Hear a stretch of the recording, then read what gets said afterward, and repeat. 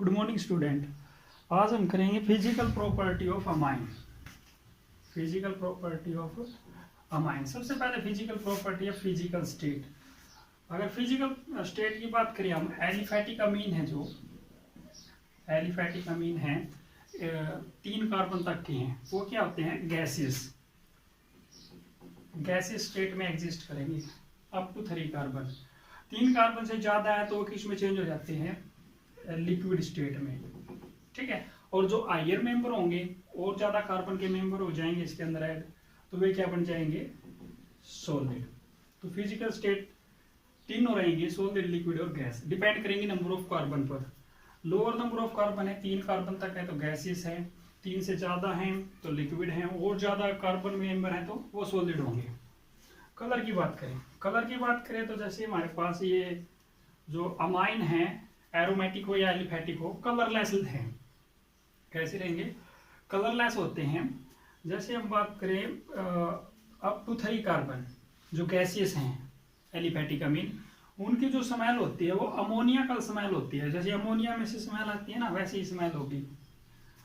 और higher member की बात करें, 3 से ज्यादा हायर मेंबर हो जाएंगे, वो जो लिक्विड होते हैं उनकी जो स्मेल होगी वो फिशी स्मेल होगी। जैसी मछलियों में से स्मेल आती है ना, कुछ ऐसी ही स्मेल होगी, फिशी स्मेल।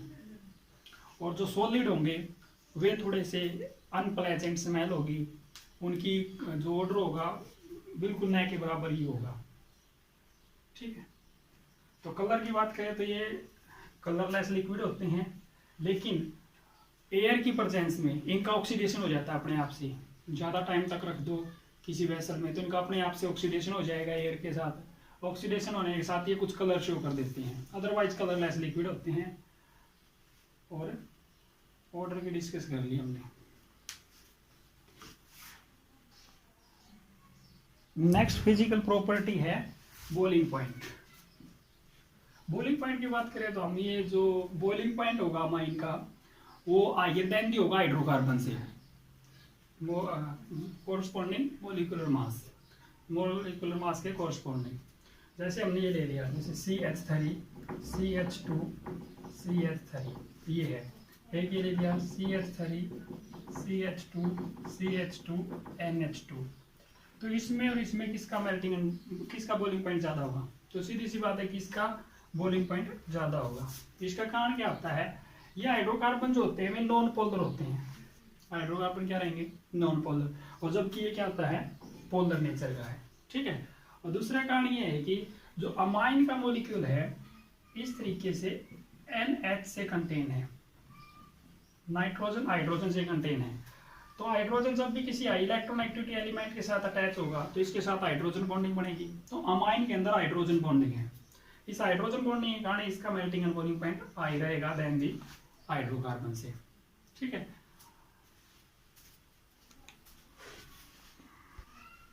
अमाइन के अंदर हाइड्रोजन बॉन्डिंग होती है। इस हाइड्रोजन बॉन्डिंग के कारण ही इसका molecular mass melting boiling point ज्यादा होता है। जैसे नाइट्रोजन इलेक्ट्रोनेगेटिविटी एलिमेंट से अटैच है तो यहाँ से इलेक्ट्रॉन खींचेगा, यहाँ से भी, तो इस पे स्लाइटली पॉजिटिव, इस पे स्लाइटली पॉजिटिव, इस पे स्लाइटली टू नेगेटिव, ऐसे चार्ज आएगा। सेम तरीके से इस पे आएगा, सेम तरीके से इस पे। तो ये पोलर नेचर का है। तो यहाँ से हाइड्रोजन और नाइट्रोजन के बीच में यहाँ से क्या बन जाएगी? Hydrogen bonding. सेम तरीके से हाइड्रोजन और नाइट्रोजन के बीच में यहाँ पे क्या बन जाएगी? Hydrogen bonding. तो इस हाइड्रोजन बॉन्डिंग के कारण मॉलिक्यूल का क्या हो जाएगा? एसोसिएशन। मॉलिक्यूल का एसोसिएशन होने के कारण हमें ज्यादा एनर्जी देनी पड़ेगी बॉन्ड तोड़ने के लिए। इस वजह से अमाइन का जो बॉइलिंग पॉइंट है वो ज्यादा होता है हाइड्रोकार्बन से। अगर हम कंपेयर करें primary, secondary and tertiary amine का मेल्टिंग बॉइलिंग पॉइंट, तो किसका बॉइलिंग पॉइंट ज्यादा होना चाहिए? सबसे पहले तो ये देख लो कि ये हमारे पास प्राइमरी अमीन है, ये सेकेंडरी और ये टर्शियरी अमीन है। और ये मैंने सिंपली बना लिया प्राइमरी, सेकेंडरी, टर्शियरी। ये एक आइसोमर्स में है, मतलब जितने कार्बन इसमें है उतने कार्बन इसमें होने चाहिए, उतने कार्बन उसमें होने चाहिए। ठीक है। और प्राइमरी, सेकेंडरी, टर्शियरी अमाइन है। और ये मैं कंपैरिजन कर रहा हूं कि किसका बॉइलिंग पॉइंट ज्यादा होगा। तो अब बॉइलिंग पॉइंट है वो डिपेंड करेगा, मॉलिक्यूलर मास तो नियर अबाउट सेम रहेगा, वो डिपेंड करेगा नंबर ऑफ हाइड्रोजन बॉन्डिंग पे। तो प्राइमरी अमीन क्या है?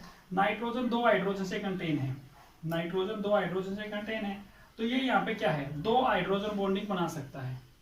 कितने हाइड्रोजन बॉन्डिंग बना सकता है? 2।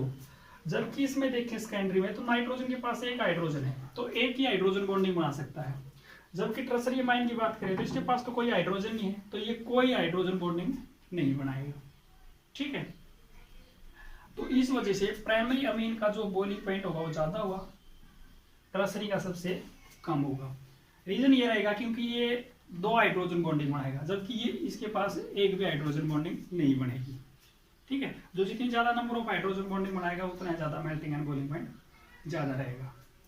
अब बात करते हैं जो अमाइन है उनका मेल्टिंग बॉइलिंग पॉइंट लो होता है देन दी एल्कोहल से, यानी कि एल्कोहल का जो बॉइलिंग पॉइंट है वो ज्यादा होता है देन दी अमाइन से। इसका कारण क्या है? जैसे इसमें तो नाइट्रोजन के साथ हाइड्रोजन कंटेन होते हैं और इसमें क्या होते हैं, ऑक्सीजन के साथ हाइड्रोजन कंटेन होते हैं। तो ऑक्सीजन की इलेक्ट्रोनेगेटिविटी ज्यादा होती है देन दी नाइट्रोजन से।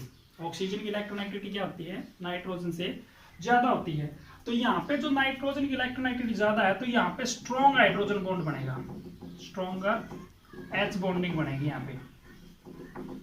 जबकि यहाँ पे क्या होगी, हाइड्रोजन बॉन्डिंग तो बनेगी लेकिन इसके कंपैरिजन में यहाँ पे क्या बनेगी, weak H bonding, weak hydrogen bonding बनेगी यहाँ पे।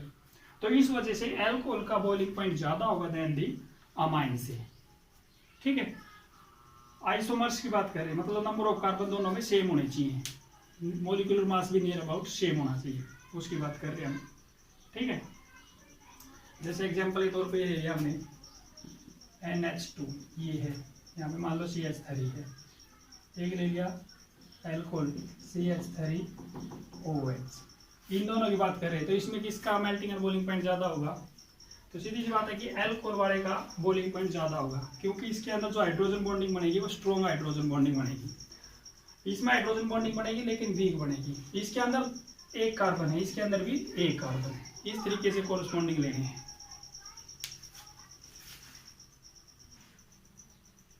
नेक्स्ट फिजिकल प्रॉपर्टी है सोलिबिलिटी। अगर सोलिबिलिटी की बात करें हम तो जो अमाइन हैं वो सोल्यूबल हो जाते हैं वाटर के अंदर। अमाइन क्या है, सोल्यूबल होते हैं वाटर के अंदर जो लोअर मेंबर के हैं, जैसे एक कार्बन है, 2 कार्बन, 3 कार्बन, 4। तो जो लोअर का अमाइन है सोल्यूबल है वाटर के अंदर। इसका कारण क्या है कि जैसे वाटर के जैसे इनको वाटर में डालते हैं तो जो अपने पास वाटर का मॉलिक्यूल है कुछ इस तरीके से, तो वाटर का मॉलिक्यूल इस अमाइन के मॉलिक्यूल के साथ हाइड्रोजन बॉन्डिंग बना देगा। ये ऑक्सीजन या हाइड्रोजन आपस में क्या बना लेंगे, हाइड्रोजन बॉन्डिंग। तो वाटर के molecule form hydrogen bonding with amine molecule, तो so these are soluble in water. दूसरा कारण क्या है, ये थोड़े पोलर नेचर के भी होते हैं, इस वजह से वाटर में सोल्यूबल हो जाते हैं। इसी तरीके से यहाँ पे भी बना सकते हैं जैसे NH तो ये यहाँ से भी हाइड्रोजन बॉन्डिंग बना देगा वाटर का मॉलिक्यूल। तो इस हाइड्रोजन बॉन्डिंग के कारण ही ये सोल्यूबल होते हैं वाटर के अंदर। अगर सोल्यूबिलिटी की बात करें हम तो कार्बन की चेन इंक्रीज कर दें, मान लो यहाँ पे कार्बन की चेन धीरे धीरे इंक्रीज करते चले गए, यहाँ पे भी कार्बन की चेन इंक्रीज करेंगे तो कार्बन की चेन इंक्रीज होगा तो मोलिकुलर मास इंक्रीज होगा, तो मोलिकुलर मास इंक्रीज होगा तो धीरे धीरे सोल्यूबिलिटी डिक्रीज हो जाएगी, क्योंकि जो कार्बन का पार्ट इंक्रीज होगा, ये पार्ट इंक्रीज होगा, ये पार्ट क्या होता है, हाइड्रोफोबिक पार्ट होता है, वाटर रिपेलेंट होता है, तो ये लेस सोल्यूबल होता है वाटर के अंदर। तो दूसरा कारण ये है कि ये जैसे जैसे पार्ट इंक्रीज होगा यहाँ पे स्टीरिक इनरेंस ज्यादा होगी, जिसके कारण हाइड्रोजन बॉन्डिंग बनाने में थोड़ी सी डिफिकल्टी आएगी। तो जैसे जैसे कार्बन की चेन इंक्रीज होंगी तो वो इनसोल्यूबल हो जाएंगे वाटर के अंदर। ये लगभग 6 कार्बन तक सोल्यूबल होते हैं, बहुत अच्छे सोल्यूबल हो जाते हैं, लेकिन 6 के बाद इनकी सोल्यूबिलिटी डिक्रीज हो जाती है। अगर एरोमेटिक अमीन की बात करें हम, एरोमेटिक अमीन जो होंगे वो लेस सोल्यूबल होंगे वाटर के अंदर, या ये मानो कि सोल्यूबल होंगे ही नहीं।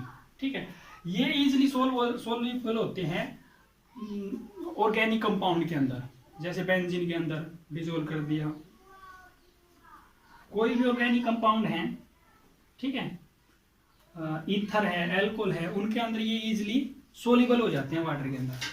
ठीक है, जो एरोमेटिक अमीन है एल्कोहल, बेंजीन, ईथर के अंदर सोल्यूबल हो जाते हैं, लेकिन वाटर के अंदर क्या रहेंगे, ये इनसोल्यूबल रहेंगे। ठीक है, जबकि एलिफैटिक अमीन वाटर के अंदर सोल्यूबल हो जाते हैं जो लोअर मेंबर के हैं। तो ये थी सोल्यूबिलिटी। नेक्स्ट है केमिकल प्रॉपर्टी ऑफ अमाइन। सबसे पहले है बेसिक करैक्टर ऑफ अमाइन।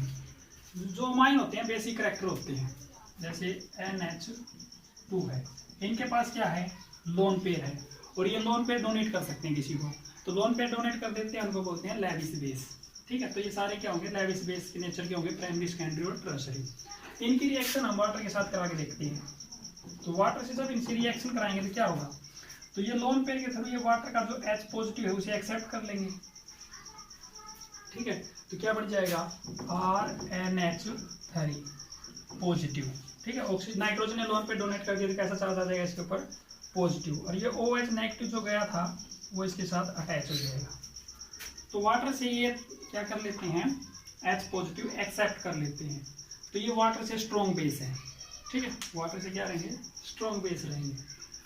और दूसरी रिएक्शन करके देखते हैं विद एसिड के साथ, जैसे अपने पास अमाइन है कोई भी प्राइमरी सेकेंडरी, HCl के साथ रिएक्ट करा दिए तो क्या होगा, ये लोन पेयर है, लोन पेयर के थ्रू एसिड H पॉजिटिव देगा, उस H पॉजिटिव को एक्सेप्ट कर लेंगे तो क्या बन जाएगा RNH3 पॉजिटिव, और ये Cl नेगेटिव है वो इसके ऊपर जाके लग जाएगा ऐसे।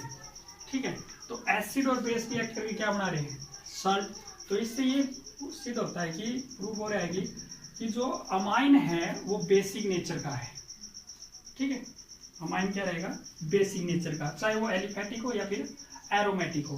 तो कल हम कंपैरिजन करेंगे basic strength of primary and secondary और टर्शरी अमाइन, और साथ में एरोमेटिक अमाइन की भी बेसिकली कंपेयर करेंगे।